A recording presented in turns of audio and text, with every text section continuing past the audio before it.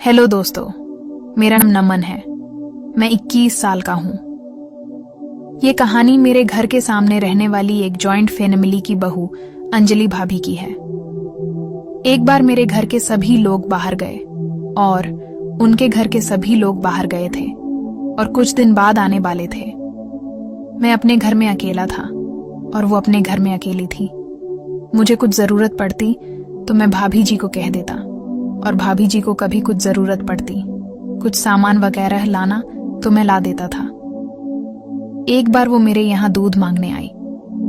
मैंने कहा कि भाभी आप थोड़ी देर बैठिए, मैं नहा के आता हूँ और फिर देता हूँ आपको।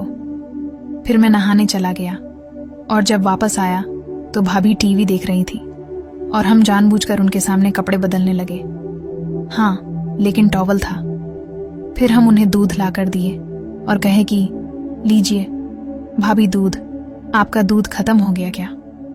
वो मेरे सारी डबल मीनिंग बातें को समझती थी, बस कुछ रिप्लाई नहीं देती थी और बुरा भी नहीं मानती थी। भाभी बोली कि और भैया क्या हो रहा है? वो हमें प्यार से भैया बुलाती थी, नॉर्मली सभी लोगों के लाइफ में जैसे होता है। हम बोले कुछ नहीं भाभी, बस जिंदगी यूं ही कट रही है। आप बताइए आपके लाइफ में क्या चल रहा है? तो भाभी बोली हाँ, आजकल तो अकेले ही हैं घर में, कोई ज्यादा काम नहीं है, बस टीवी देखना और सोना है। मैंने कहा भाभी चलिए ठीक है, अकेले अकेले रहती है, मजा ही ना आता होगा। वो बोली कि हाँ हाँ क्यों नहीं, अकेले में जैसे बहुत मजा आता है। आप भी चलिए ना, मैं चलती हूँ। मैंने कहा ठीक है। सच बताऊं दोस्तों, मुझे तो भाभी को देखते ही करने की इच्छा होती है, पर करें क्या, इतना जल्दी तो काम नहीं बनता है ना। भाभी का फिगर गजब का है, जब वो चलती है मजा आ जाता है। उनका ठुमक ठुमक कर चलना मेरी तो जान ही ले लेता है। गजब का बॉडी स्ट्रक्चर है, किसी का भी मन ललच जाए। शाम को हम उनके घर गए क्योंकि घर में बोर हो रहे थे। भाभी जी साड़ी में थी। मैंने पूछे कि भाभी अभी तो कोई घर में नहीं है, फिर आप साड़ी में क्यों हैं? क्यों? वो बोली कि साड़ी में ही अच्छा लगता है, इसीलिए। और बताइए आपको हमारी याद कैसे आई? मैंने कहा कि भाभी आपकी याद तो हमेशा आती है। अभी तो घर पे कोई नहीं है, तो जब भी खाली होते हैं तो आपको ही याद करते हैं। तभी वो बोल पर डिड ही? अच्छा अच्छा, आप अपने मस्का अपने पास ही रखिए। मैंने कहा आप चुपचाप क्यों बैठी हैं, टीवी ऑन कर लीजिए। तो भाभी बोली क्या बताऊं, आज ही टीवी खराब हो गया है और अभी तो मेरा फेवरेट सीरियल आने का भी टाइम होने लगा है। मुझे तो अब लग रहा है आज मेरा सीरियल छूट जाएगा। तो मैंने कहा चलिए आप मेरे यहाँ ही टीवी देख लीजिए, आपका भी मन लग जाएगा और मेरा भी मन आपसे बात करके लग जाएगा। भाभी तैयार हो गई और बोली कि ठीक है चलिए।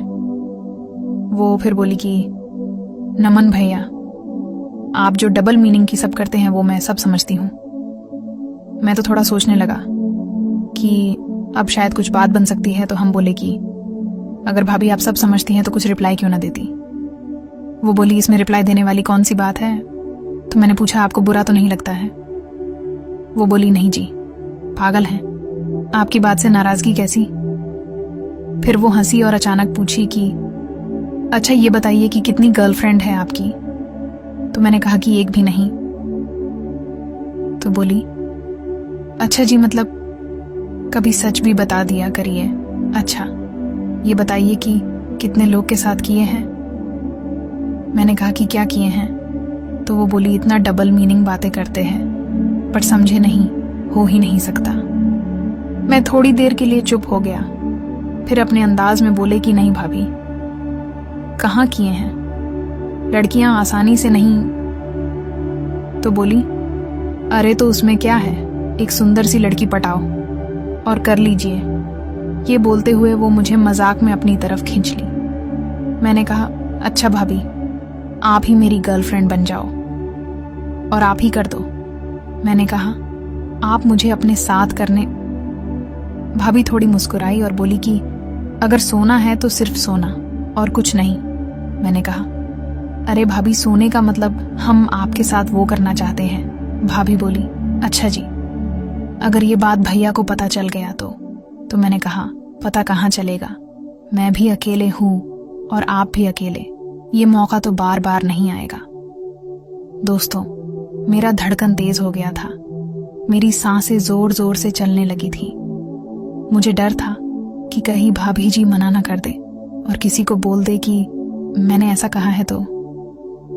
पर वो मुस्कुराने लगी। उनके बाल आगे की ओर थे, मैंने पीछे कर दिया। वो बोली, समझ रही हूं आपकी इरादे आज ठीक नहीं है। तो मैंने कहा, भाभी जी आपने ही मेरे इरादे खराब कर दिए हैं। और मैंने उनके कंधे पर हाथ रख दिया। तभी भाभी बोली, सामने वाली खिड़की तो बंद कर लो। मैं तुरंत खिड़की बंद किया और वापस आते ही मैंने उनको अपने बाहों में। फिर हम दोनों करीब आधे घंटे तक, और फिर हम काफी थक गए। फिर बाथरूम में शावर लेने चल गए। दोस्तों, हम दोनों 5 दिन तक फिर इसी तरह रहे, क्योंकि दोनों के घर में कोई नहीं था। और इस चीज का फायदा हम दोनों ने खूब उठाया।